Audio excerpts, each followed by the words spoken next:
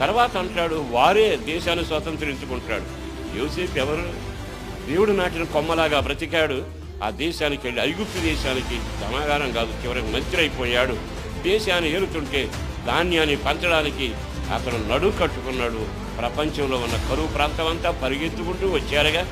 ఈ రాత్రి నా దేవుడు, నీవు దేవుడు నాటిన మొక్కలాగా బ్రతకగలిగితే అనేకులకు దీవెనకరంగా ఉందవగాక, అనేకుల అవసరాలు తీర్చేవాడుగా ఉందవగాక, అనేకులకు వెలిగించే చెట్టులాగా ఉందవగాక, అనేకులు దప్పిక తీర్చగలిగే బండలాగా ఉందవగాక.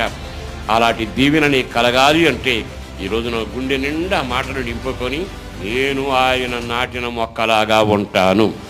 పరిశుద్ధతలోను, ఆవరణంలోను, మందిరములోను, బలిపీఠం దగ్గర ఆయన చిత్తం అనే చోట నేను నాటబడి నేను పెంచబడాలి. దేవునికి మహిమ కలుగునగాక.